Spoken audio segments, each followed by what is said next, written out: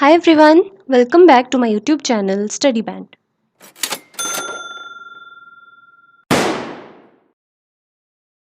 So guys, last lecture में we have completed the topic partnership. Now I hope आपको वो topic काफ़ी अच्छे से अब क्लियर है क्योंकि मैंने आपको हर एक चीज़ काफ़ी डिटेल में करवाई थी और अच्छे से समझाया भी था सब. तो अगर किसी ने वो लेक्चर्स नहीं देखे हैं पार्टनरशिप में और if anybody is new to the channel तो आप प्लेलिस्ट में जाकर चेक करके देख सकते हैं वहाँ से.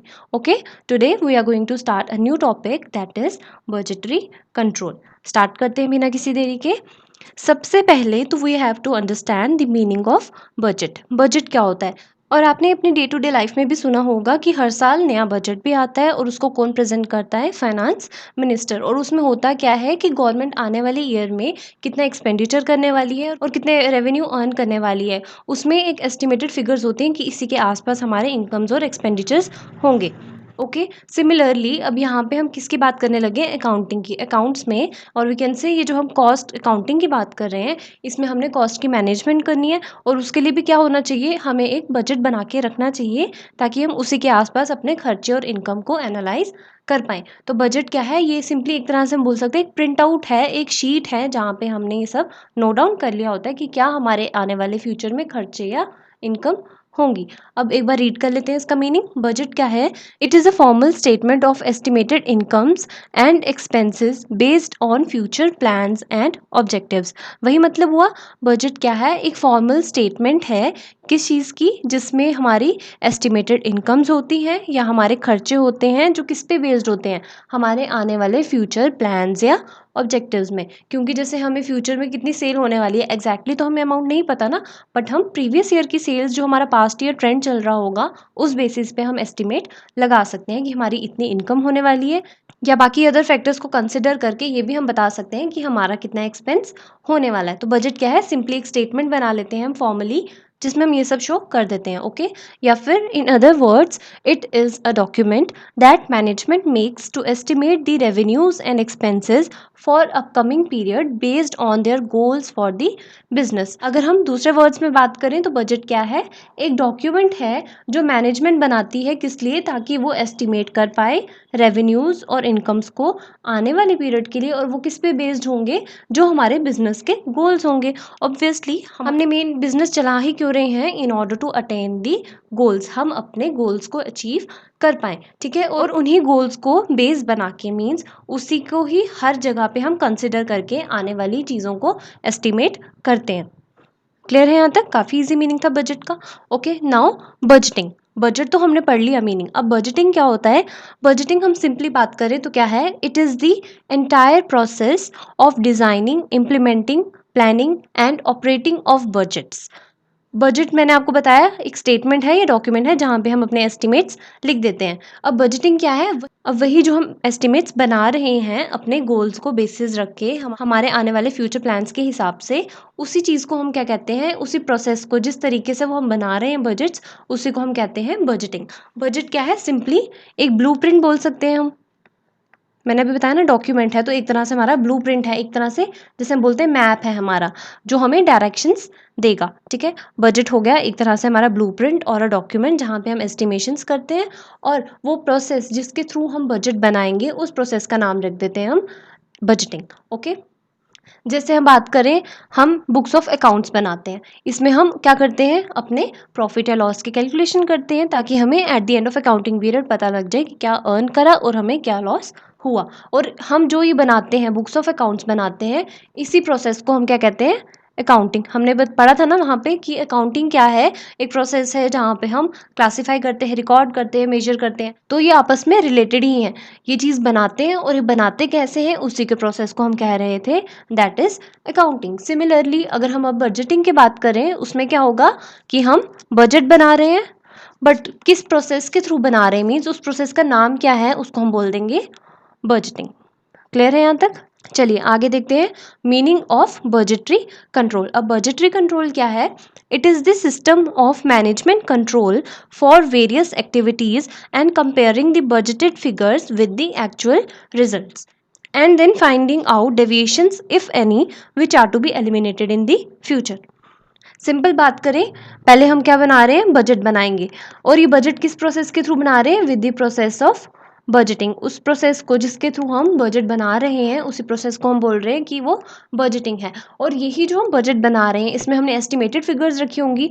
सपोज हमने सेल्स एस्टिमेट करके रखी थी कि हमारी आने वाले फ्यूचर में, means at the end of year, या फिर जो भी हमने बजटेड पीरियड डिसाइड करके रखा होगा, हमने कहा कि हमारी 10,000 की सेल्स हो जाएंगी।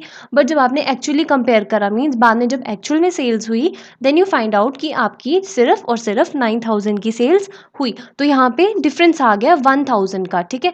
अब ये चीज़ें जो हम कर रहे हैं कि देख रहे हैं, पहले हमारी एस्टिमेटेड सेल्स इतनी थी, देन एक्चुअल में इतनी हुई, then we are finding out the differences. और इसी डिफरेंस को हम आगे क्या करेंगे, हम सोचेंगे कि कुछ ऐसे स्टेप्स लिए जाएं जिससे हमारी सेल्स बढ़ के वापस 10,000 तक भी आ जाए। तो क्या है, ये होल प्रोसेस, ये एक सिस्टम बन गया ना पूरा, कि पहले कंपेयर कर रहे हैं, then we are finding the differences, और उस डिफरेंसेस को हम कंट्रोल करने की कोशिश कर रहे हैं, और उसी सिस्टम को हम क्या बोलेंगे, बजटरी कंट्रोल। तो अब पढ़ें एक बार डेफिनेशन। बजटरी कंट्रोल क्या है, ये सिस्टम है मैनेजमेंट कंट्रोल का एक तरह से, अलग अलग एक्टिविटीज़ के लिए, ताकि हम क्या करें, कंपेयर कर पाएँ अपनी बजटेड फिगर्स को विद दी एक्चुअल रिजल्ट्स। और उसके बाद हम डेविएशंस का ये मतलब हुआ डिफरेंसेस। कोई भी अगर हमें डिफरेंस दिखता है, इफ़ एनी, उसको क्या करें, हम आने वाले फ्यूचर में एलिमिनेट कर पाएँ, मीन्स उस पर रेमेडियल एक्शंस ले पाएँ। क्लियर है यहाँ तक? तो इन शॉर्ट हम क्या बोल सकते हैं, बजट बनाते हैं, सिंपली एक स्टेटमेंट हमने बनाई, और बजट बनाने के ही प्रोसेस को हम कहते हैं बजटिंग। और यही बजट को आगे जब हम कंपेयर करेंगे विद द एक्चुअल फिगर्स और डिफरेंसेस को फाइंड आउट करेंगे, और उन डिफरेंसेस को रिमूव करने की कोशिश करेंगे, उसी सिस्टम को हम क्या कह देंगे, बजटरी कंट्रोल। क्लियर है यहाँ तक? चलिए अब आगे देखते हैं। Thus budget is a means and budgetary control is the end result। अब हमने पढ़ लिया कि बजट क्या है, एक स्टेटमेंट है, मीन्स इसी की वजह से हम आगे फर्दर एक्शन ले पाएंगे। तो हम बोल सकते हैं कि फर्दर एक मीन्स है, एक जरिया है, और बजटरी कंट्रोल क्या है, उसका एंड रिजल्ट है। पहले इसी जरिए, इसी वे के थ्रू हम सारी चीज़ों को देखेंगे, देन एट द एंड ये सिस्टम को अडॉप्ट करके, मतलब लास्ट में बजटरी कंट्रोल कर देंगे, जिसकी वजह से हम डिफरेंसेस को फाइंड आउट करके उनको एलिमिनेट करने की कोशिश करेंगे। Okay, budgets and budgeting are the parts of planning. तो हम क्या कह सकते हैं कि बजट और बजटिंग क्या है, ये प्लानिंग का पार्ट है, क्योंकि इसमें हम प्लानिंग कर रहे हैं कि हाँ ये बजट रहने वाला है हमारा, इस चीज़ में से यहाँ से इतनी इनकम आएगी, यहाँ पे हमारा इतना खर्चा होने वाला है, या फिर हमारे यहाँ पे इतनी कॉस्ट लगेगी, यहाँ पे हमारे यहाँ से इतनी इनकम होगी।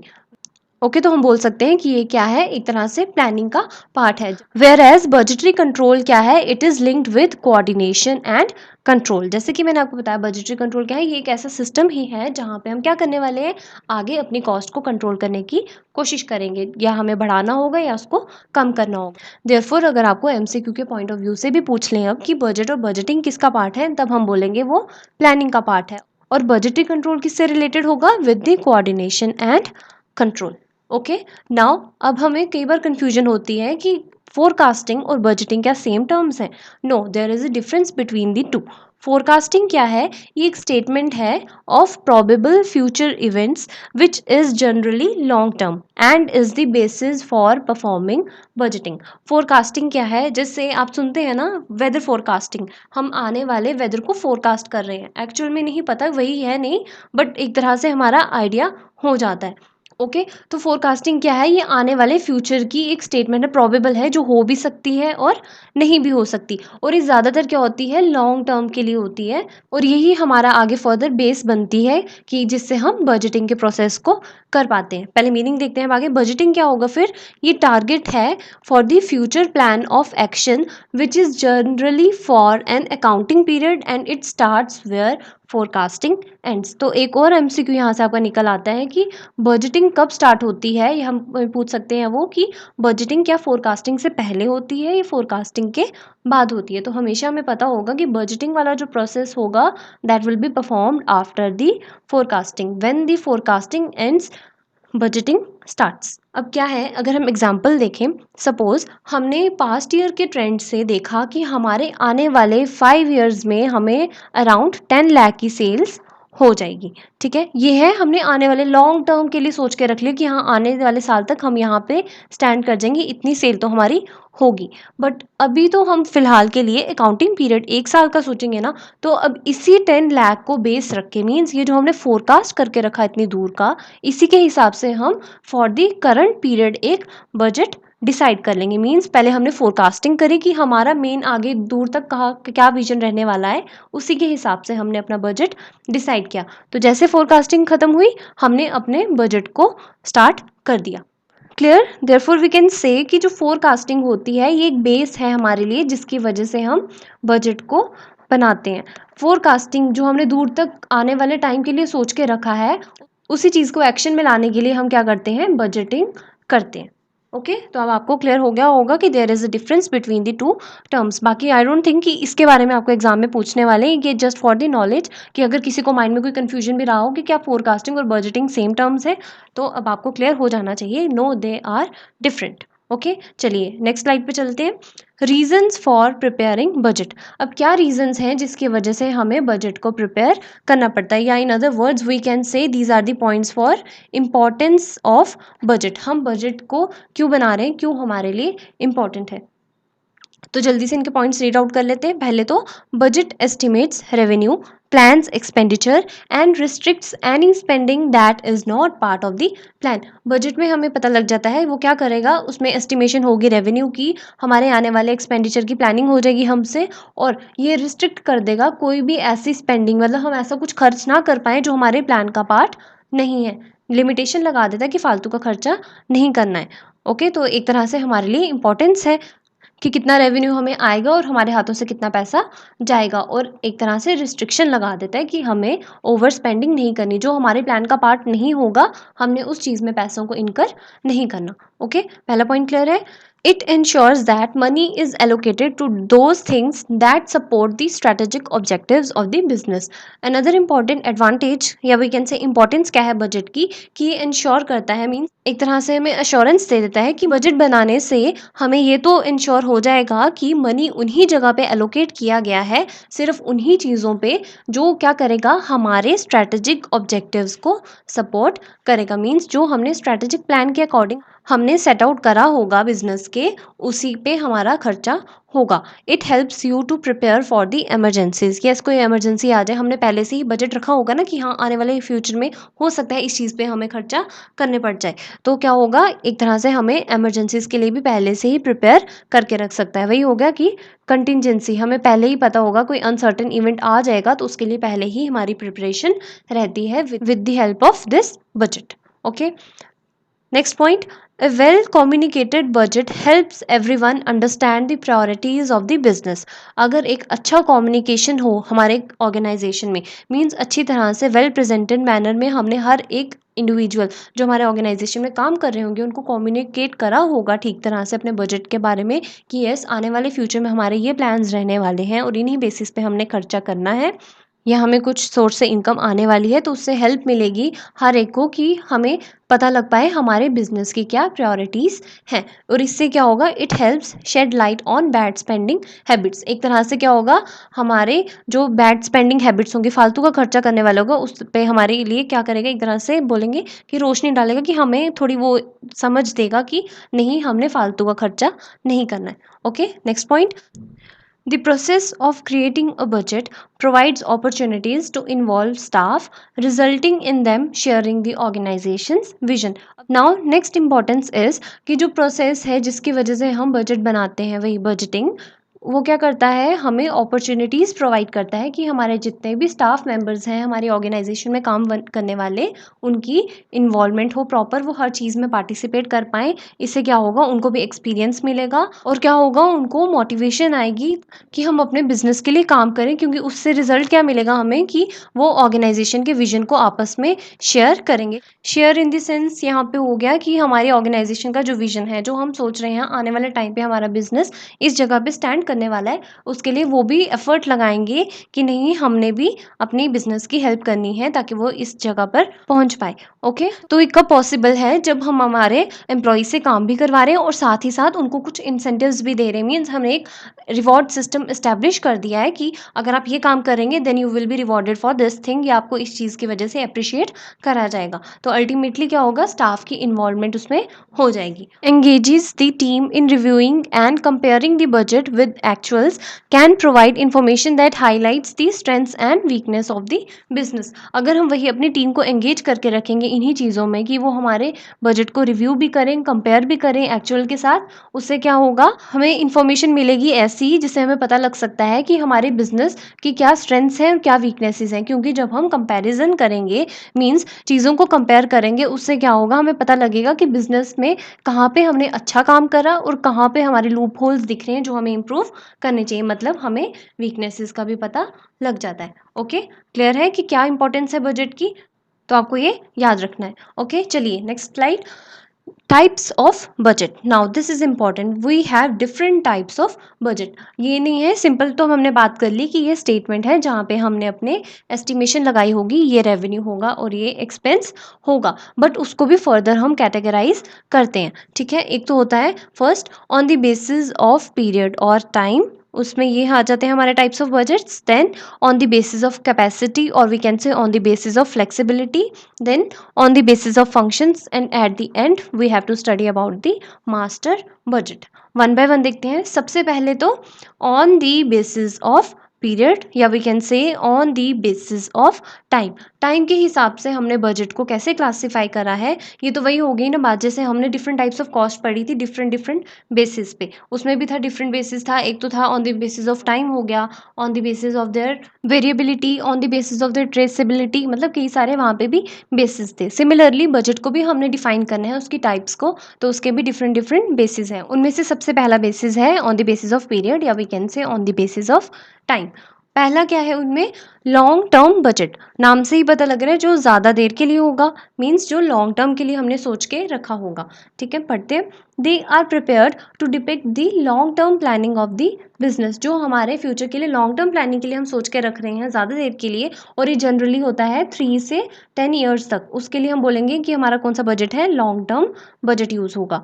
Suitable for the business entities, manufacturing, machineries, electricity etcetera. अब ये जो लॉन्ग टर्म बजट होते हैं ये किन के लिए सेटिस्फैक्ट्री होते हैं, मतलब ये किन के लिए सूटेबल हैं जो इसको बनाएंगे, that are for the companies जो क्या कर रही हैं, मैन्युफैक्चर मशीनरीज, क्योंकि मशीन है, मशीन किस लिए करेंगे, ताकि फर्दर आगे मशीनरी से भी हम नए प्रोडक्ट्स मैन्युफैक्चर कर पाएँ। अब वो मशीनरी जल्दी तो बनेगी नहीं, it will take time. Clear है, लॉन्ग टर्म हो गया, वही लॉन्ग टर्म प्लानिंग के लिए जो हम आगे बनाने वाले हैं। ठीक है, देन शॉर्ट टर्म बजट। अब शॉर्ट टर्म बजट क्या होगा, उसका ऑपोजिट, which are prepare to depict the short term planning, जो हमारी शॉर्ट टर्म प्लानिंग के लिए होगा, और ये जनरली होता है 1 से 2 ईयर्स तक सिर्फ। ओके, और ये किन इंडस्ट्रीज के लिए सुटेबल है, that are producing the consumer goods. अब कंज्यूमर गुड्स बनाने वाली इंडस्ट्रीज कौन से होती हैं, उसका मीनिंग भी मैंने यहाँ लिख दिया। कंज्यूमर गुड्स इंडस्ट्रीज आर दो सेक्टर्स, ये वो सेक्टर्स हैं that are related to the items purchased by the individuals and households rather than by the manufacturers and industries. और in other words we can say ये वो goods हैं जो retailers बेचते हैं, क्योंकि डायरेक्टली इसके बाद कंज्यूमर्स ने खरीद लेने हैं और उसकी कंजम्पशन कर लेनी है। Therefore they are termed as consumer goods industries. These companies make and sell products that are intended for direct use. ये कौन सी कंपनीज हुई, जो ऐसे प्रोडक्ट्स बनाती है और बेच भी देती है उसी टाइम पे, जो मतलब जो डायरेक्टली यूज़ होने वाले हैं बायर से, आगे फर्दर उनकी कोई भी प्रोसेसिंग नहीं होगी, और वो बायर्स अपने खुद के यूज़ के लिए करते हैं, अपने एंजॉयमेंट के लिए। लाइक फूड प्रोडक्शन वाली इंडस्ट्रीज होगी, पैकेज फूड्स वाली, क्लोथिंग वाली, beverages, toiletries, cosmetics, house hold cleaning products, means जो जल्दी से जल्दी कंज्यूम हो जाएंगी चीज़ें, आगे उनकी प्रोसेसिंग नहीं होने वाली, that are termed as consumer goods. और वही इंडस्ट्रीज जो कंज्यूमर गुड्स बेचेंगी, that will be consumer goods industries. तो शॉर्ट टर्म बजट कहाँ पे यूज़ होगा, ऐसी इंडस्ट्रीज में जहाँ पे कंज्यूमर गुड्स बनाए जाते हैं। क्लियर है यहाँ तक? चलिए नेक्स्ट टाइप क्या है, on the basis of period और time, that is current budget. Current budget क्या है, generally for a very short period of time. एक तो हमने पढ़ा long term budget, then we studied short term budget. अब है शॉर्ट टर्म बजट से भी छोटा और थोड़ी देर के लिए बनाने वाला budget, that is current budget. Suppose हम एक सीक्वेंस में देखते हैं, ठीक है, पहले लॉन्ग टर्म बजट की बात करें। अगर लॉन्ग टर्म में हमने सोचा बिजनेस में कि हम आने वाले 5 ईयर्स में क्या करेंगे, हमारी 5 लाख सेल्स हो जाएगी। नाउ अब फिगर्स पे मत जाना, बस एग्जांपल समझे। लॉन्ग टर्म बजट के लिए सोचा 5 साल में 5 लाख तक सेल हो जाएगी हमारी। बट शॉर्ट टर्म की अगर बात करें, शॉर्ट टर्म में हमने क्या बोल देना है, शॉर्ट टर्म का आपको टाइम पीरियड पता है 1 से 2 साल तक का होता है। तो जैसे कि हम बस एक अकाउंटिंग पीरियड के लिए बुक्स बना रहे हैं तो हम बोलेंगे येस, अगर 5 लाख की सेल तक पहुंचना है तो हमें हर साल 1 लाख रुपए की सेल तो करनी ही पड़ेगी। That will be the short term budget. अगर करंट बजट की बात करें, अब यही शॉर्ट टर्म बजट को हमने एक्शन में लाना है, मीन्स 1 लाख की सेल तक पहुंचना है तो पहले हम क्या करेंगे, एक टारगेट डिसाइड कर लेंगे कि हाँ चलो इस महीने के इतनी सेल का टारगेट रखते हैं, इस क्वार्टर में या फिर इतनी सेल का टारगेट रखते हैं। मीन्स शॉर्ट टर्म से भी छोटा एक बजट बनता है, that is current budget. Okay, clear है? करंट बजट हो गया जो काफ़ी शॉर्ट पीरियड ऑफ टाइम के लिए होता है और ये 1 साल से कम होता है। मंथ के लिए भी हो सकता है, क्वार्टरली भी हो सकता है, that will depend. Then talking about the rolling budget, बाकी अगर देखोगे आप तो मेजरली 3 बजट ही होते हैं, long term budget, short term budget और current budget. On the basis of time की बात कर रही हूँ, बट कहीं जगह पे रोलिंग बजट भी साथ में लिखा होता है, तो इट विल बी बेटर कि आप ये भी समझ लें। रोलिंग बजट क्या हुआ, नाम से ही पता लग रहा है, दैट विल बी रोलिंग, जो रोल करता रहेगा। जैसे होता है ना, रोल सर्कल वाली चीज़ होती है, आगे रोल करके चलती रहती है इस तरह से। ठीक है, उसका मीनिंग भी देखोगे तो कुछ ऐसा ही निकलेगा। देखिए, new budget prepared after the end of each month और quarter for a full year ahead. अब क्या होगा, सपोज आपने पहले सिर्फ for the month of Jan decide करा कि हमने 10,000 यूनिट्स बनाने हैं, ये आपका बजट है। ठीक है, आपने किस लिए किया, बस 1 मंथ के लिए। अभी इतना ही किया कि आपने क्या सोचा, जैसे ही ये खत्म हुआ, इतना टाइम, इस बजट का टाइम खत्म हो गया, आपने इसको एक्सटेंड कर दिया आगे फर्दर। चलो नहीं, अब आगे हम मार्च तक सोच लेते हैं, 10,000 है, चलो अब हम 20,000 यूनिट्स बनाएंगे। तो क्या हुआ, आपने एक्सटेंड करा। Then again you are deciding, जैसे ही मार्च वाला बजट खत्म हो गया, आपने सोचा 20 तक तो पहुंच गए, चलो और एक्सटेंड कर देते हैं। अब सोचते हैं जून तक हम 50,000 यूनिट्स बनाएंगे। तो क्या हो रहा है, रोल हो रहा है, एक जगह से दूसरी जगह तक आ रहा है। मीन्स हर एक बार बजट क्या हो रहा है, अपडेट हुआ जा रहा है। हम अपने एग्जिस्टिंग बजट को क्या कर रहे हैं, एक्सटेंड कर रहे हैं। तो that is a rolling budget, या वी कैन से ये हम क्या कर रहे हैं, बढ़ा रहे हैं ना आगे फर्दर, उसकी एक्सटेंशन कर रहे हैं। दैट मीन्स ये प्रोग्रेस कर रहे हैं, इसकी हम प्रोग्रेसिव हो गए ये, और ये कंटिन्यूसली हो रहा है। देयरफॉर हम कह सकते हैं रोलिंग बजट को हम प्रोग्रेसिव बजट या कंटिन्यूस बजट भी कहते हैं। New budget prepared after the end of each month या क्वार्टर और अ फुल ईयर अहेड। हम क्या करेंगे, इसको आगे आगे एक्सटेंड करते करते पूरे 1 साल तक ही ले जाएंगे कि हमने यहाँ तक बजट बनाना है। तो क्या है, कंटिन्यूसली अपडेट होता रहता है कि पहले चलो 10,000 सोचा, नहीं अब हम 20 करेंगे, तो क्या करें, बजट को अपडेट करें। तो ये कंटिन्यूसली अपडेटेड होता रहता है, देयरफॉर कंटिन्यूस बजट कहते हैं। और ये एक्सटेंड करता है हमारे एग्जिस्टिंग बजट को। वही जैसे हमारा एग्जिस्टिंग बजट था 10,000, now we are extending it to 20,000, then we extending it to 50,000 and so on. तो this is about the rolling budget. काफ़ी ईजी है, नाम से ही आपको मीनिंग क्लियर हो रहे होंगे। ओके, तो मैंने आपको रोलिंग बजट का मीनिंग भी क्लियर कर दिया। अगर आपको एमसीक्यू आ जाए which budget is also known as progressive budget, तो आप हो सकता है कंफ्यूज हो जाए। तो अगर आपने पढ़ रखा होगा कि रोलिंग बजट को ही प्रोग्रेसिव कहते हैं, तो आपको आंसर देने में कोई भी डिफिकल्टी नहीं होगी। Then talking about the continuous budget, उसको भी हम क्या बोलते हैं, रोलिंग बजट। तो आपको ये याद रखना है। क्लियर? चलिए नेक्स्ट स्लाइड पे चलते हैं। On the basis of capacity और फ्लेक्सिबिलिटी, अभी हमने पढ़ा है types of budget on the basis of their time period के हिसाब से कि लॉन्ग टर्म है, शॉर्ट टर्म है, करंट है या फिर रोलिंग है। अब कैपेसिटी या फिर फ्लेक्सिबिलिटी, कितना फ्लेक्सिबल है, उसमें कितनी कैपेसिटी है आगे चेंजेस लाने की। तो उसमें हमारे पास डिफरेंट टाइप्स ऑफ बजट होते हैं। एक तो है फिक्स्ड बजट। अब आपको चाहे पूछे on the basis of flexibility या कैपेसिटी, दोनों का मीनिंग सेम ही होगा। ओके, फिक्स्ड बजट क्या है, ये भी नाम से पता लग रहा है, दैट विल बी फिक्स्ड, जो चेंज नहीं होगा। It is a budget design to remain unchanged. ये बजट है जो हम डिज़ाइन कर रहे हैं, किस लिए, जो अनचेंज रहने वाला है, irrespective of the level of activity actually attend. ये डिपेंड नहीं करेगा कि हमारी लेवल ऑफ एक्टिविटी एक्चुअली कितनी अटेन हुई, 10,000 यूनिट्स हैं, 12 हैं, 13 हैं, कितने हैं। अगर हमने एक बार अपना फिक्स्ड बजट बना लिया 10,000 यूनिट्स के हिसाब से, वही कंटिन्यू चलता रहेगा। इट विल नॉट मैटर कि हमारे यूनिट्स चेंज हो रहे हैं, बट हमने बजट को चेंज नहीं करना है। तो एक तरह से हमारे लिए इम्प्रैक्टिकेबल है, फिक्स्ड बजट इतना बिजनेसेस प्रेफर नहीं करते। In other words, once the budget is prepared, एक बार बजट बन गया, इट इज़ नॉट चेंज नहीं होगा, even if the level of activity changes. वही मैं बात कर रही हूँ, चाहे 10,000 की जगह 12,000 यूनिट्स क्यों ना कैपेसिटी हो जाए, पर हमारा बजट जो होगा वो चेंज नहीं होगा, दैट विल रिमेन रिजिड। तो फिक्स बजट क्या है, रिजिड रहता है, that is not responsive to changes, जो चेंजेस पे रिएक्ट नहीं करेगा। If the actual activity is different from the budgeted activity, the fixed budget becomes useless. Obviously, हमने कोई बजट बनाया था 10,000 यूनिट्स के हिसाब से, ठीक है, बट एक्चुअल में हमारे हुए 12,000 यूनिट्स। तो जो इसके हिसाब से हमने बजट बनाया था वो तो हमारे किसी काम का रहा ही नहीं, क्योंकि हमने 12,000 के साथ कंपेयर करना था। देयरफॉर फिक्स बजट उस टाइम पे हमारे लिए यूजलेस बन जाता है, हमारे किसी काम का भी नहीं रहता। It is also known as static budget. Static क्या हो, मीन्स जो एक ही जगह पे स्टिक रहने वाला है, अपनी जगह से नहीं हिलेगा। Okay, generally this budget is impracticable for the business concern. I already told you कि ये इम्प्रैक्टिकेबल बन जाता है, लोग इसको ज़्यादा प्रेफर नहीं करते। क्लियर है? कोई भी डाउट है you can ask me in the comment section में, आपको क्लियर कर दूंगी। Okay, then next type of budget on the basis of capacity या फिर we can say flexibility is flexible budget. एक हो गया फिक्स्ड, अब फ्लेक्सिबल उसका रिवर्स हो जाएगा, फिक्स्ड हुआ जो चेंज नहीं होगा। फ्लेक्सिबल है जिसमें हम चेंजेस ला सकते हैं। फ्लेक्सिबल हुआ ना, नाम से ही पता लग रहा है कि दैट विल बी वेरिएबल, जहाँ पे अमेंडमेंट्स हो सकती हैं। ओके, पढ़ते हैं। A flexible budget is a budget that varies according to the change in the level of activity. Flexible budget वो बजट है जो वेरी करता है, मीन्स चेंज होता रहता है according to the change in the level of activity. अगर हमारे यूनिट्स चेंज हो रहे हैं, हमारे काम करने का तरीका चेंज हो रहा है, मीन्स हमारे जो एक्चुअल में अटेन रिजल्ट्स हैं वो चेंज हो रहे हैं, इस बजट को भी हम उस हिसाब से मॉडिफाई कर सकते हैं।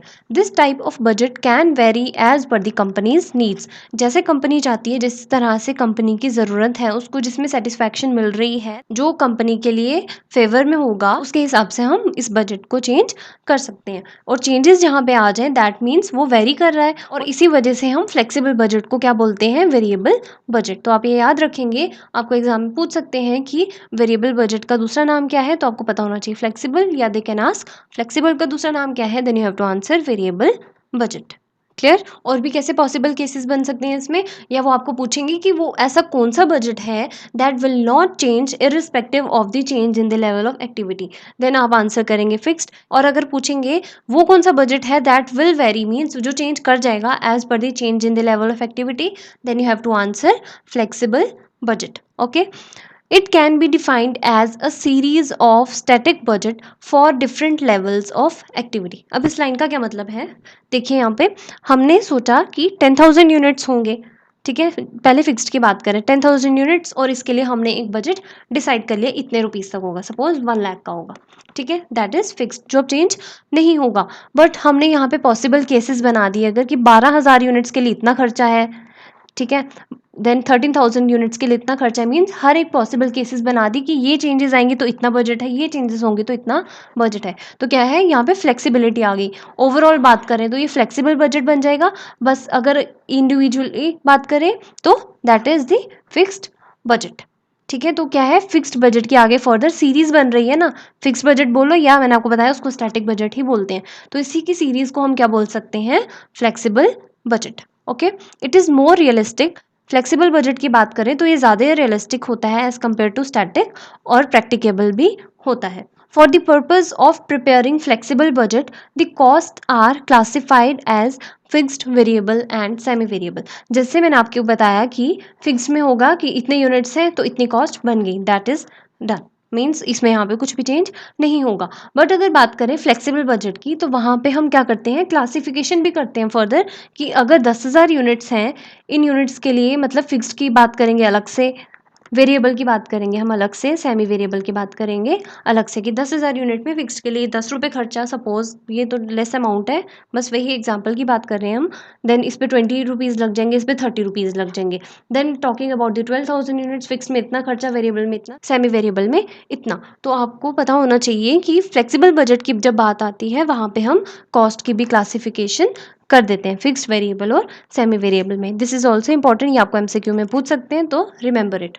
ओके, चलिए next one, on the basis of the functions. अभी हमने क्या क्या पढ़ा, एक तो on the basis of time, उसमें हमने पढ़ा long term budget, short term budget, current budget, then rolling budget. उसके बाद हमने पढ़ा on the basis of flexibility और वी कैन से कैपेसिटी, उसमें हमने पढ़े दो, that is fixed and flexible. Okay, now another one is on the basis of the functions, means जैसा काम होगा वैसा ही उनके बजट का भी नाम होगा।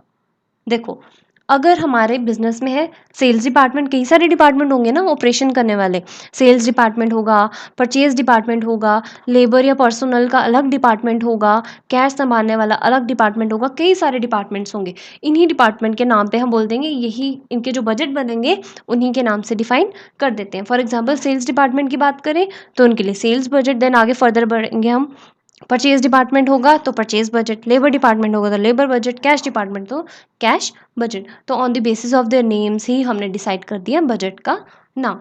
जैसा फंक्शन होगा वैसे ही हमारे नाम भी हैं। ये बाद में देखते हैं, पहले यहाँ पे समझ लेते हैं। सेल्स बजट, सेल्स बजट क्या होगा? It is a statement of planned sales. अब नाम से भी पता है कि सेल बजट में क्या होगा, हम आने वाली फ्यूचर में जो सेल्स होगी उसका एस्टिमेशन लगा के वहाँ पे लिख देंगे। तो सेल जो हमारी क्वांटिटी में होने वाली है या फिर हम फिगर्स की बात करें रुपीज़ में, दोनों को हम वहाँ पे नोट डाउन कर देते हैं in the statement of sales budget. And the person जो रिस्पॉन्सिबल होगा इस बजट को बनाने के लिए उसको हम क्या बोलेंगे? Sales manager. And sales forecast is commencement of the budgeting. Obviously हम बजटिंग का प्रोसेस कर रहे हैं, देखा जाए तो सबसे पहला हमारा काम ही क्या होगा, हमने अपना बिजनेस चलाना है। मेन मोटिव क्या है कि हमने प्रॉफिट अर्न करना है, और प्रॉफिट अर्न करने के लिए हमें इतना तो आइडिया होना चाहिए ना कि इतनी सेल हम करेंगे। तो एक तरह से हम बोल सकते हैं कि बजटिंग के प्रोसेस में सबसे पहला हमारा काम ही क्या है? सेल्स की फोरकास्टिंग करना, सेल के बारे में सोचना। और इसीलिए हम बोलते हैं कि सेल बजट जो है उसकी प्राइमरी इंपॉर्टेंस है। सबसे इंपॉर्टेंट बजट कौन सा है? दैट इज सेल्स बजट, क्योंकि इसी के बेसिस पे हम आगे फर्दर बजट्स बनाते हैं। क्लियर है यहाँ तक? Then it can be product wise, area wise, customer wise, period wise. अब सेल बजट को हम डिफरेंट डिफरेंट बेसिस के हिसाब से बना लेते हैं कि हम डिसाइड करेंगे कि हमने प्रोडक्ट को देख के सेल्स का एस्टिमेशन करना है या एरिया को, कस्टमर को या पीरियड को। प्रोडक्ट को देखें, एरिया हो गया कि ज़्यादा वास्ट एरिया है या छोटा ही है, तो उसके हिसाब से हम सेल्स सोचेंगे कि अगर छोटा एरिया तो छोटी ही सेल्स होगी, ज़्यादा अमाउंट की नहीं होगी। अगर ज़्यादा पॉश एरिया है तो वहाँ पे हमारी ज़्यादा सेल्स होगी। Then customer wise, customer rich है, पुअर है, उस हिसाब से हम सेल्स को डिसाइड करें। लाइक या फिर हम देखेंगे कि गवर्नमेंट है, रिटेल वाले हैं या एक्सपोर्ट वाले हैं, उस हिसाब से भी हम सेल्स की डिसीजन ले लेते हैं। Then according to the period. Then आगे मैंने लिखा है सेल बजट के बारे में, it is prepared on the basis of various factors. अब जो सेल का बजट बना रहे हैं, हम एस्टिमेशन लगा रहे हैं, ये एकदम से तो हम सोचेंगे नहीं, इसको भी कई हम फैक्टर्स को कंसिडर करके सोचेंगे ना। तो वो क्या फैक्टर्स हैं? लाइक हम पास्ट ईयर की सेल्स देखेंगे, देखेंगे मार्केट में कितना कंपटीशन चल रहा है, हमें भी कितनी सेल करनी होगी उनको देख के। प्रॉफिट, ऑब्वियसली प्रॉफिट कमाना है तो उसको हमने ध्यान में तो रखना ही है ना कि इतना प्रॉफिट कमाना है तो इतनी सेल होनी चाहिए। देयरफॉर प्रॉफिट भी एक हमारे लिए फैक्टर है जिसकी वजह से हम सेल्स को डिसाइड करेंगे। देन एडवर्टाइजिंग, कितना खर्चा करेंगे हम सेल्स पे, मतलब फिर हम सेल का भी उसी हिसाब से अमाउंट भी डिसाइड करके रखें। देन रिपोर्ट्स बाय सेल्समैन, जो हमने ब्रोकर्स वगैरह रखे होंगे उनकी भी रिपोर्ट्स हमारे लिए मैटर करेंगी। हाँ, वही हमें बता सकते हैं कि कितनी सेल वो हमारी करवाने वाले हैं, तो जो उनकी रिपोर्ट होगी दैट विल ऑल्सो मैटर। तो ये थे कुछ factors for the sales budget. And now I think sale budget आपको काफ़ी अच्छे से क्लियर है, काफ़ी इजी है। वही है ना, थ्योरी है, बस थोड़ा लगेगा बीच में बोरिंग है, बट बोरिंग नहीं है। देखो ना, जैसे नाम है वैसे ही आगे उनके मीनिंग भी निकल रहे हैं।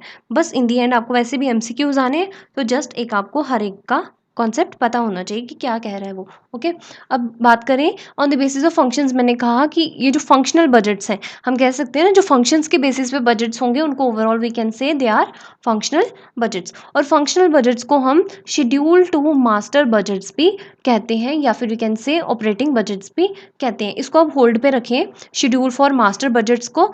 ऑपरेटिंग बजट्स वही हो गया कि जो ऑपरेशन है, मीन सेल का काम है, सेल वाला डिपार्टमेंट है तो सेल बजट हो गया, परचेज वाला डिपार्टमेंट है, परचेज बजट हो गया। तो जैसा ऑपरेशन हो रहा होगा उनके हिसाब से हम बजट का नाम भी रख देते हैं, तो इसीलिए इनको हम ऑपरेटिंग बजट्स भी कहते हैं। ये जो शेड्यूल टू मास्टर बजट्स है आपको अच्छे से तब क्लियर होगा जब हम मास्टर बजट के बारे में पढ़ेंगे, वह मैं आपको क्लियर कर दूंगी। ओके, क्लियर है यहाँ तक? चलिए नेक्स्ट स्लाइड पे चलते हैं। Then second type of budget on the basis of functions is purchase budget and material budget. अब आप कई जगह पे देखेंगे परचेज बजट को अलग से डिफाइन करा होगा, मटेरियल को अलग से, बट इनमें काफ़ी चीज़ें कॉमन ही हैं, इसीलिए मैंने इनको एक साथ ही लिख दिया। अब समझते हैं क्या होता है ये। It is a statement that contains the detail of inventory. अब क्या है, परचेज बजट पहली बात है बनाएगा कौन? Purchase department. वो डिपार्टमेंट को काम मिला होगा कि आपने बिजनेस में जो भी स्टॉक लाना है, मीन्स परचेज करना है, वो आप ही देखेंगे। अब जो स्टॉक लाना है, इन्वेंट्री लानी, इन्वेंट्री क्या है, मतलब उसमें मटेरियल भी इंक्लूडेड है ना। तो परचेज किसकी बात हो रही है? अल्टीमेटली मटेरियल को ही परचेज करने की बात हो रही है। देयरफॉर इनको एक साथ क्लब करके भी हम लिख ही सकते हैं। Okay, that a company must purchase during each budget period. जो हमने डिसाइड करके रखा होगा अपना पीरियड, मीन्स हमने कितनी परचेज करनी है वो कौन बताएगा, किसके बेसिस पे हम देखेंगे, on the basis of the purchase budget. तो सब परचेज बजट में यही हमने डिटेल्स लिखी होती हैं कि कितना स्टॉक हम लेके आएंगे, मीन्स परचेज करेंगे। Amount stated in this budget is the amount needed to ensure that there is sufficient inventory on hand to meet the customers expectations. अब इस बजट में कौन सा अमाउंट लिख के रखा होगा, कौन सी डिटेल्स होंगी, एक तो होगा कि हम इंश्योर करेंगे, इसमें ऐसी डिटेल्स होंगी जो हमें ये पक्का यकीन दिला देंगी कि हाँ इतनी सफिशिएंट इन्वेंट्री, मीन्स इतना स्टॉक तो हमारे बिजनेस में होना ही होना चाहिए, मीन्स हमारे हाथों में होना चाहिए, ताकि हम अपने कस्टमर्स की एक्सपेक्टेशंस को मीट आउट कर पाएँ, उनको कोई भी डिसअपॉइंटमेंट ना हो, जो भी हमारे कस्टमर्स को चाहिए उनको टाइम टू टाइम मिल जाए, कभी भी हमारा कोई भी प्रोडक्ट आउट ऑफ स्टॉक ना हो। तो वो सारी डिटेल्स कहाँ पे मेंशन करेंगे हम, in the purchase budget. It is based on the production budget. अभी हम आगे पढ़ेंगे प्रोडक्शन बजट। वैसे तो आपको क्लियर हो ही जाना चाहिए कि हमें पता होगा कि हमने कितनी प्रोडक्शन करनी है, उसी हिसाब से हम परचेज करेंगे ना। हमें पता है कि हमने 10,000 यूनिट्स बनाने हैं, अब उसी के हिसाब से हम चीज़ों को भी खरीद के लाएंगे। देयरफॉर परचेज बजट किस पे बेस्ड होता है, on the production budget.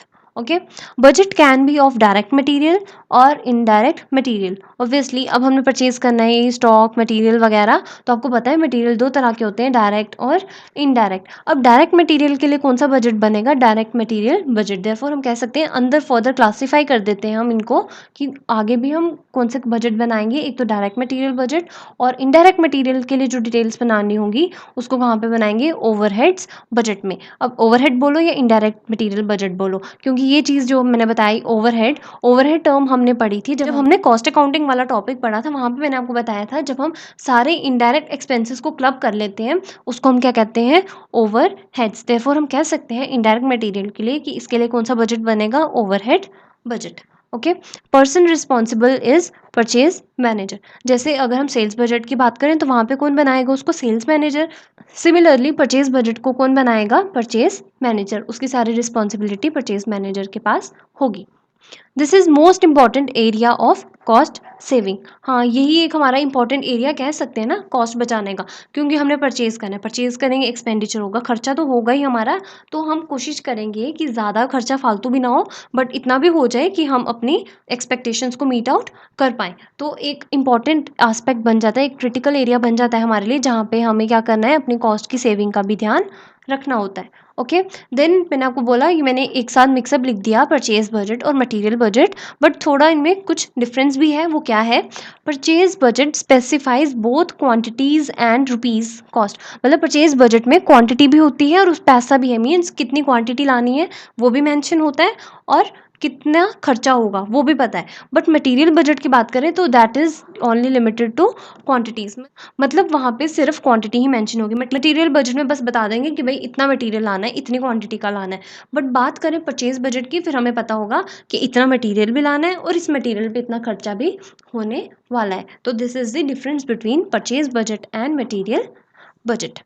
Okay, चलिए नेक्स्ट स्लाइड पे, प्रोडक्शन बजट। अब अगली बात करते हैं कि on the basis of function next type of budget is production budget. और प्रोडक्शन बजट में क्या होगा, नाम से ही पता लग रहा है कि हमने कितनी प्रोडक्शन करनी है वो हम इस बजट में नोट डाउन कर देते हैं। याद रखना ये एग्जैक्ट फिगर्स नहीं लिख रहे हैं ये हम एस्टिमेशन लिख रहे हैं कि इतना बजट होना चाहिए और इसी के आसपास हमारे एक्चुअल रिजल्ट्स भी आने चाहिए। देन अगर नहीं आएंगे रिजल्ट्स तो मैंने आपको बताया जब कंपेयर करेंगे डिफरेंसेस आएंगे तो उन डिफरेंसेस को फाइंड आउट करेंगे ताकि वो एलिमिनेट कर पाए, और उसी सिस्टम को हम क्या बोलेंगे, बजटरी कंट्रोल। तो जो अब मेरा नेक्स्ट लेक्चर होगा इस पे, इसी बजट पे सेकंड पार्ट आएगा, उसमें हम डिटेल पढ़ेंगे about the budgetary control. But for today's lecture आज हम क्या पढ़ने वाले हैं, ओनली अबाउट दी बजट, क्योंकि पहले बजट क्लियर होना कि क्या है, क्या टाइप्स हैं, क्या इंपॉर्टेंस है उसकी, देन उसके बाद ही हम शिफ्ट कर पाएंगे बजटरी कंट्रोल पे। This budget is an estimated of number of units that must be produced during the budget period। वही मैंने कहा कि प्रोडक्शन बजट में क्या होगा, इसमें एस्टिमेशन होगी उन नंबर ऑफ यूनिट्स की जो प्रोड्यूस होने चाहिए हमारे बजट पीरियड में, मीन्स कितनी प्रोडक्शन करनी है वो हमें प्रोडक्शन बजट से एस्टिमेशन या आइडिया मिल जाएगा। Minimum inventory level of finished goods to be maintained by the firm is also considered. Minimum हमारा फिनिश्ड गुड्स कितना होना चाहिए हमारे पास, मीन्स यहाँ पे भी बात कर दी कि आउट ऑफ स्टॉक नहीं होनी चाहिए आइटम, जो हमारे रॉ मटेरियल से फिनिश गुड्स में कन्वर्ट हो चुकी होंगी वो चीज़ें, उसकी मिनिमम लिमिट भी हमने कहाँ पे बता दी होगी, प्रोडक्शन बजट में। बात करें अगर परचेज़ बजट में, वहाँ पे भी हमने बात की थी कि मिनिमम इतना स्टॉक तो होना ही होना चाहिए। वहाँ पे था कि इतना स्टॉक पड़ा हो ताकि आगे फर्दर प्रोडक्शन करने में वो चीज़ यूज़ हो पाए। तो हम कह सकते हैं परचेज़ बजट में बात की थी रॉ मटेरियल की इन्वेंट्री की। मीन्स जो अभी गुड्स मैन्युफैक्चर नहीं हुए, बट जो मैन्युफैक्चर हो गए बाद में प्रोडक्शन बजट में उसकी डिटेल्स लिख देंगे।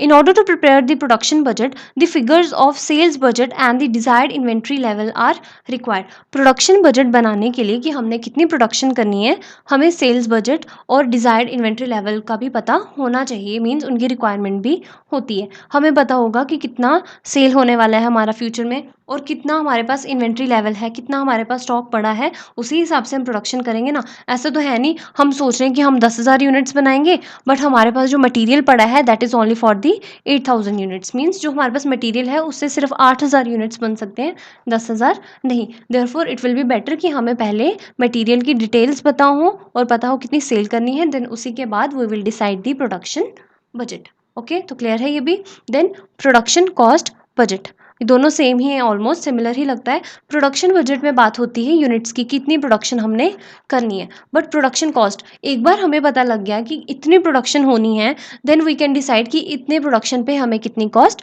लगेगी। मीन्स यहाँ पे हमारी अमाउंट की बात होगी। This budget is prepared after the preparation of production budget. Obviously हमें पता है कितने यूनिट्स प्रोड्यूस करने हैं, उसके बाद ही हम आइडिया लगा पाएंगे, मीन स्टेटमेंट बना पाएंगे प्रोडक्शन कॉस्ट बजट की कि इतना खर्चा आएगा। It shows the amount of expenditure expected to be incurred to produce units estimated in the production budget. ये क्या बताता है, वो खर्चा बताएगा उस अमाउंट का जो हमें लगेगा कि आने वाले टाइम पे इनकर होगा उन यूनिट्स को प्रोड्यूस करने के लिए, जो हमने कहाँ पे एस्टिमेट करके रखी, प्रोडक्शन बजट में। ओके, चलिए अब आगे देखते हैं labour budget.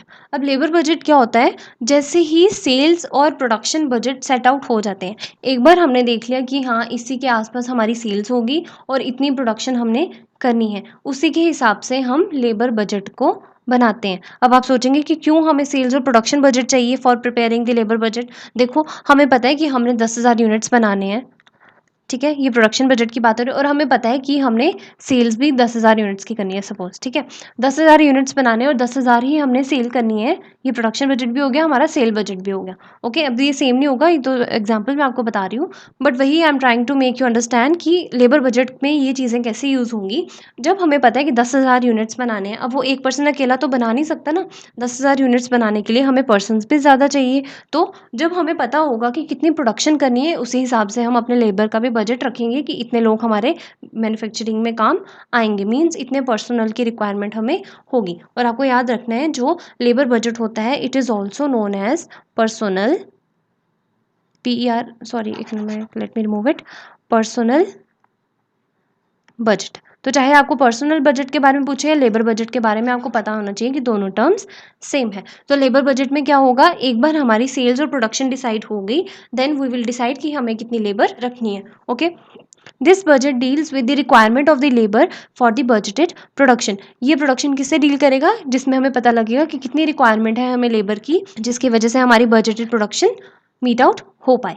It may incorporate the details in terms of direct labour hours required. अब लेबर बजट में सिर्फ यही बात नहीं करेंगे कि इतनी लेबर हमें, मीन्स इतने पर्सनस चाहिए, वहाँ पे हम ये भी बात कर देते हैं कि कितने लेबर आवर्स लगने वाले हैं, 1 घंटे का कितना प्राइस देने वाले हैं उनको, टोटल लेबर कॉस्ट कितनी होने वाली है। तो जो भी लेबर के रिलेटेड हमारी डिटेल्स होंगी that will be mentioned in the labour budget. Okay, the preparation of this budget is the responsibility of the respective departmental heads. अब क्या है, ये जो बजट बनाना है ये किसकी रिस्पॉन्सिबिलिटी है, हर एक डिपार्टमेंटल हेड्स की। मतलब जो सेल वाला डिपार्टमेंट होगा उनको जो अपना बनाना है, लेबर का डिसाइड करना है कि कितनी लेबर लगेगी आगे, मतलब सेल्स करवाने में, सेल्स भी करवानी है, उसमें भी लोगों की ज़रूरत होती है। ये तो नहीं है कि गुड्स बन गए बिक गए अपने आप, नहीं, that will also involve man power. तो सेल्स के लिए अलग से लेबर बजट बनेगा, परचेज डिपार्टमेंट होगा उनके लिए अलग से लेबर बजट बनेगा। देयरफॉर हमने कहा कि ये बजट बनाने की जो प्रिपरेशन होगी ये किसकी रिस्पॉन्सिबिलिटी होगी, रिस्पेक्टिव डिपार्टमेंटल हेड्स की। तो क्लियर है आपको labour budget. Then next one, cash budget. ये भी नाम से पता लग रहा है कि कैश के रिलेटेड यहाँ पे बात होने वाली है। Okay, it is a detailed budget of cash receipts and cash payments during the budget period. अब कैश बजट में क्या होगा, कितनी आनी है हमें रिसीट्स, कितनी पेमेंट्स होनी है, वो सारा हम कैश बजट में बता देंगे। Since the business functions and transactions causes the flow of cash, this budget is prepared after the preparation of all functional budgets.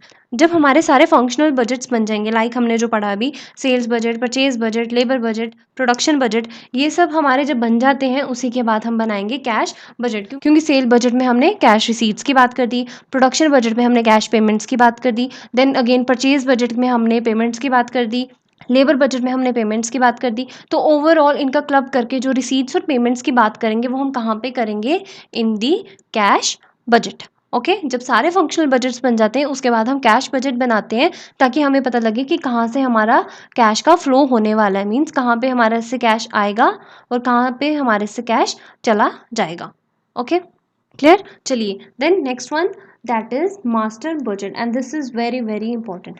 Master budget क्या है, एक तो नाम से पता लगा मास्टर जो होता है ना मेन हेड, वैसे ही मास्टर बजट क्या है, यू कैन सिंपली से कि it is a combination of all the functional budgets. सारे फंक्शनल बजट्स जो होते हैं वो मास्टर बजट के अंदर कैटेगराइज हो जाते हैं। वैसे तो मैंने इसको बजट के कैटेगरी में लिखा है, बट इसको सेपरेटली ही ट्रीट करना चाहिए क्योंकि अकेले में ही खुद इतना बड़ा बजट होता है ये। ओके है क्या इसमें, when all the necessary functional budgets are prepared, master budget is prepared. जब सारे फंक्शनल बजट्स बन जाते हैं उसके बाद हम बनाते हैं मास्टर बजट, क्योंकि फंक्शनल बजट में कैश बजट भी आ गया।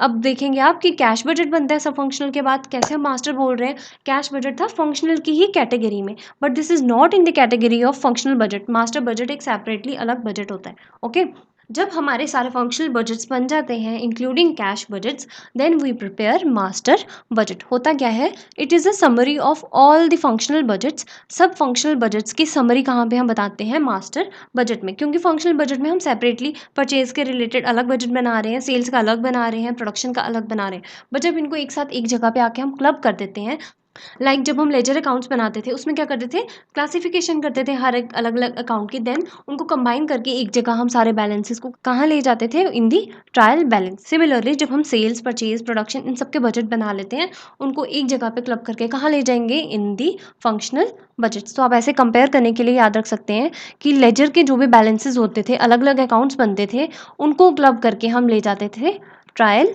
बैलेंस में। और यहाँ पे बजट की बात करें तो क्या होगा, जितने भी हमारे फंक्शनल बजट्स बनेंगे, सेल, परचेज, प्रोडक्शन वगैरह, इन सबको क्लब करके हम कहाँ पे लेके जा रहे हैं, इन दी मास्टर बजट। यहाँ पे ट्रायल बैलेंस की बात होती थी, यहाँ पे आप सोच लें मास्टर बजट की होती है। अब प्रॉपर यही लॉजिक नहीं है, ये तो मैंने आपको बता दी है एक ट्रिक या एक इजी वे टू रिमेंबर, तो आप ऐसे भी याद रख सकते हैं। ठीक है, तो मास्टर बजट क्या है, ये एक समरी है किसकी, फंक्शनल बजट्स की। लाइक ट्रायल बैलेंस किसकी होती थी, summary of all the ledger balances. Okay it gives an overall view of the firm's plan of action for the budgeted period. ये एक तरह से ओवरऑल व्यू हमें दे देता था कौन, मास्टर बजट, जिससे हमें पूरे फर्म की प्लान ऑफ एक्शन, मतलब क्या करना है आने वाले टाइम पे, वो सब हमें पता लग जाता है in short. Okay in other words it contains number of individual budgets, या अलग वर्ड्स में हम बात करें तो मास्टर बजट क्या है, इसमें नंबर ऑफ इंडिविजुअल बजट्स होते हैं, बहुत सारे बजट्स होते हैं, और यही इंडिविजुअल बजट्स का नाम होता है फंक्शनल बजट्स। मीन्स ये मास्टर बजट है, ठीक है, यहाँ पे सबसे मेन हेड होगा मास्टर बजट, देन इसके अंडर हमारे सारे बजट्स आ जाएंगे, सेल्स, परचेज, प्रोडक्शन, जितने भी होंगे। ओके तो मेन क्या है, मास्टर बजट, देन उसमें इंडिविजुअल बजट्स बनते हैं जिनको हम कलेक्टिवली क्या बोलते हैं, functional budgets. Okay in this budget summary of the functional budgets are incorporated. जो भी हमने फंक्शनल बजट्स में डिटेल्स मेंशन करी होंगी उनकी एक तरह से यहाँ पे हम समरी बना देते हैं। Clear. Master budget takes two forms. अब हम जो मास्टर बजट बनाते हैं उसके दो फॉर्म्स हो जाती हैं। क्या है, मैं आपको एक बार एग्जांपल से बताती हूँ। This is sales department, means जहाँ पे सेल्स का बजट बनेगा हमारा। Then this is purchase department, this is production department. अब सेल्स डिपार्टमेंट में क्या होगा, हमें इनकम आएगी। प्रोडक्शन डिपार्टमेंट में क्या होगा, हमारा जो मटेरियल बनेगा उसकी मैन्युफैक्चरिंग होगी, वहाँ पे भी कुछ खर्चे लगेंगे, वहाँ के भी खर्चे एक्सपेंडिचर्स होंगे।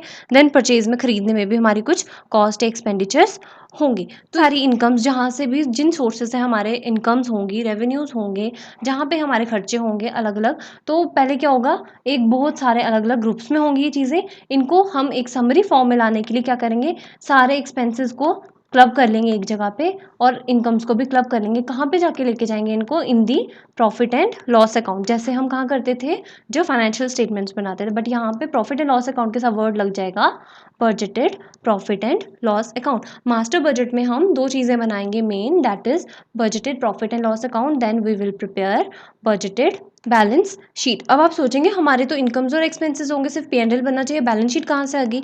बैलेंस शीट में हम क्या बताएंगे? Assets and liabilities. अब आप सोचेंगे एसेट लाइबिलिटी कहाँ आ गई इन चीज़ों में? देखिए ना, जब हम सेल्स करेंगे, सेल में तो ऐसा होगा नहीं ना, जब हम सेल्स का बजट बनाएंगे, सेल्स बजट में सिर्फ इतना तो नहीं लिखेंगे ना कि हमारी सिर्फ इतनी सेल्स होगी, बस इतना बात होगी तो खत्म हो गया। नहीं, हम यहाँ पे ये भी पॉसिबल केसेस लिखेंगे कि हमारी सेल्स की वजह से इतने डेटर्स हो जाएंगे, मे बी इतने बैड डेट्स हो जाए, तो जो भी सेल के रिलेटेड खर्चे या इनकम होंगे सारे हम सेल बजट में डालेंगे।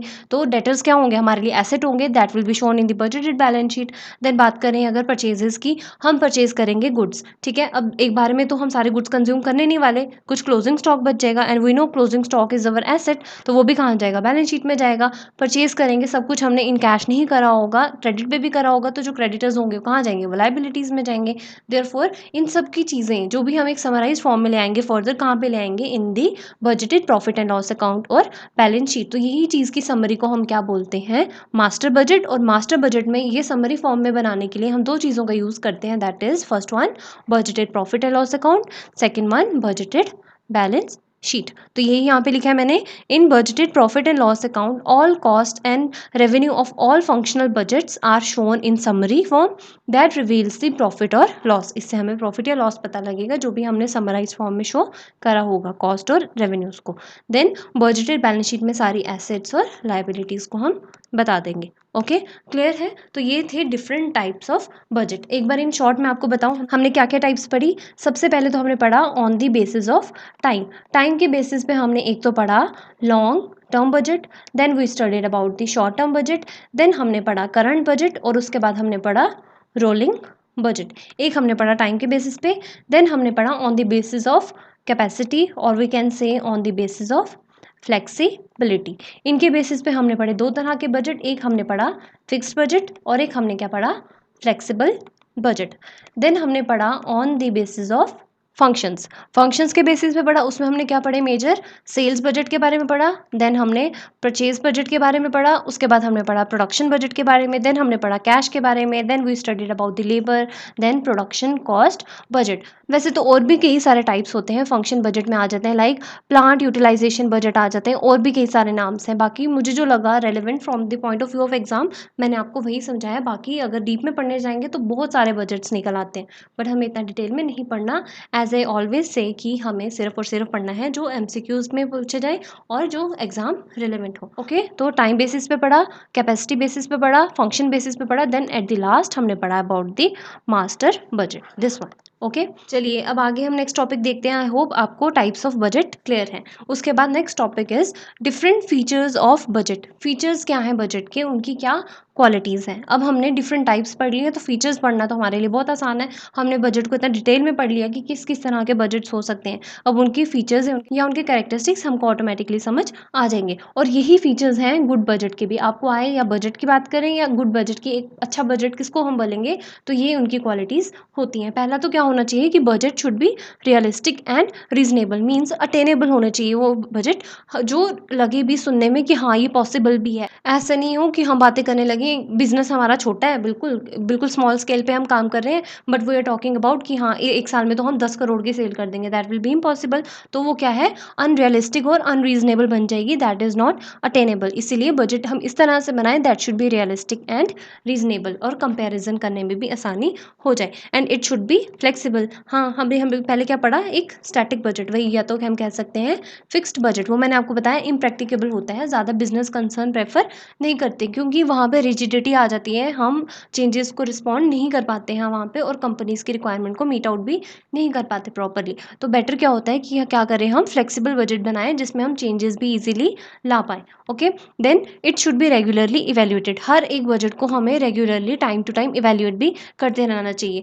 सपोज हमने 1 ईयर का बजट बनाया, हर एक चीज़ का टारगेट, कि सपोज हमने 10,000 यूनिट्स की प्रोडक्शन करनी है पूरे साल में, ठीक है। अब ये नहीं है कि हम पूरा साल फ्री बैठे रहें और इन दी एंड हम देखें कि क्या इतनी प्रोडक्शन हुई या नहीं, वो तो हमारे लिए प्रॉब्लम हो गई ना कि पूरे साल हमने कुछ देखा नहीं, तो हमें पूरे साल की एडजस्टमेंट करनी पड़ जाएगी, काफ़ी टाइम लग जाएगा और वो हमारे लिए काफ़ी कॉम्प्लिकेटेड भी हो जाएगा। तो इससे बेटर क्या है, हम एक टाइम पीरियड डिसाइड कर लें कि नहीं, हमने हर मंथ डिसाइड करना है, हर एक महीने बाद देखेंगे कि हाँ इतनी प्रोडक्शन हमारी बनी, मीन्स 10,000 यूनिट्स बनाने के लिए हम छोटे छोटे टारगेट सेट आउट कर लेंगे कि फर्स्ट मंथ में इतने टारगेट्स हो जाए हमारे, सेकंड में इतने हो जाए, थर्ड इतने हो जाए, मीन्स हम रेगुलरली उनकी इवैल्यूएशन करते रहें। तो that can be termed as कि वो हमारा गुड बजट है, एक अच्छा बजट है जो हम प्रेजेंट करेंगे, ठीक है। It should be properly planned, और जो बजट होना चाहिए वो प्रॉपरली प्लानिंग बेसिस पे होना चाहिए, प्रॉपरली प्लान्ड होना चाहिए। ऐसे कुछ भी बिना किसी बेसिस पे हम बजट नहीं बना सकते, कोई ना कोई प्रॉपर एक हमारा प्लान होना चाहिए, मतलब हमारी कंपनी का विजन भी होना चाहिए कुछ कि हमने सेट आउट करके रखा है कि हाँ हमने इस पॉइंट पे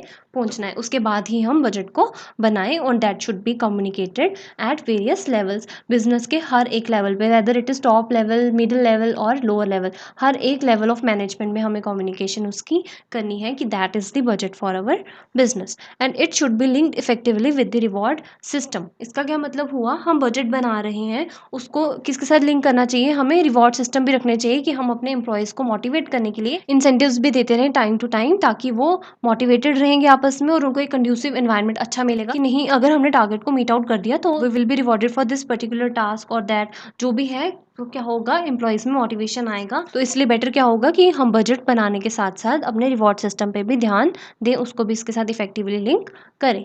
proper fixation of authority, responsibility and accountability. Yes, budget बना रहे हैं तो हमें एक प्रॉपर सीक्वेंस में चलना चाहिए, हमें पता होना चाहिए कि अथॉरिटी किसकी है, मेन रोल कौन उसको सबको गवर्न करने वाला है, किसकी रिस्पॉन्सिबिलिटी रहने वाली है मैनेज करने के लिए, और कौन अकाउंटेबल होगा, रिस्पॉन्सिबल होगा हमें आंसर्स देने के लिए कि ऐसी चीज़ क्यों नहीं हुई या हुई तो क्यों हुई, जो भी है हर चीज़ के लिए आंसरेबल होना चाहिए। All the key employees should be made involve in the preparation of budget. ये हमने पहले भी पढ़ा, अभी इंपॉर्टेंस ऑफ बजट में भी यही देखा कि बजट में भी ऐसा ही होगा कि हर एक एम्प्लॉय की इन्वॉल्वमेंट हो जाएगी, और उससे क्या होगा, उनको अपने ऑर्गेनाइजेशन के गोल की क्या होगी, एक तरह से इंपॉर्टेंस पता लगेगी और बिजनेस की प्रायोरिटीज पता लगेंगी। तो क्या होना चाहिए, हर एक एम्प्लॉय की इन्वॉल्वमेंट होनी चाहिए while doing the preparation of budget. Entire organisation must be committed towards the preparation and implementation of the budget. अब क्या होता है, एंटायर ऑर्गेनाइजेशन मतलब यहाँ पे जो भी काम करने वाले लोग हैं बिजनेस में, वो आपस में कमिटेड भी होने चाहिए, मीन्स उनमें एक स्ट्रॉन्ग विल पावर होनी चाहिए कि नहीं, हमने अपने बजट को बनाना है और कुछ भी हो जाए इसको मीट आउट करके रहेंगे, इसकी इम्प्लीमेंटेशन करेंगे कि हमारे बिजनेस के गोल्स अचीव हो पाए, ठीक है। कमिटेड होने चाहिए, जैसे होता है ना कि नहीं, आपको एग्जाम में कुछ भी हो, स्कोर करना है, आपको पास होना ही होना है, तो you are committed for that. वैसे ही जो ऑर्गेनाइजेशन होगी पूरी, वो कमिटेड होनी चाहिए towards the attainment of their organisational goal, और उसी के लिए क्या बनाएंगे, वो बजट बनाएंगे। And budget should be quantifiable, quantifiable हो गया जो क्वांटिटी में हो गया, जिसको हम काउंट कर सकते हैं, and that should be in financial data, मतलब बात हो रही है यहाँ पे फाइनेंशियल टर्म्स, मॉनेटरी टर्म्स में, कि बजट क्वान्टिफाइबल होने चाहिए और मास्टर बजट भी बनाने चाहिए। वो तो हमने पढ़ लिया मास्टर बजट का meaning, and it should be broken down into functional budget. Master budget का मीनिंग यही होता है, इसमें डिफरेंट डिफरेंट फंक्शनल बजट्स की समरी हम शो कर देते हैं, ठीक है। तो मास्टर बजट को भी हम ब्रेक डाउन कर देते हैं फंक्शनल बजट्स में, और उसी को हम बोलेंगे कि हाँ हमारा बजट अच्छे से प्रॉपरली फ्रेम आउट हुआ है। तो these were the features of the budget. I hope this is all clear to you. That was all about the budget. ये हमने बात की आज सिर्फ और सिर्फ बजट की। Now in the next lecture we will study in detail regarding the budgetary control, but for today that's all, okay? So let's wind up, and अगर आपको मेरा lecture पसंद आया then please like the video, and if anybody is new to the channel then please subscribe and don't forget to hit the bell icon for regular updates. So stay tuned for my next video. Thank you.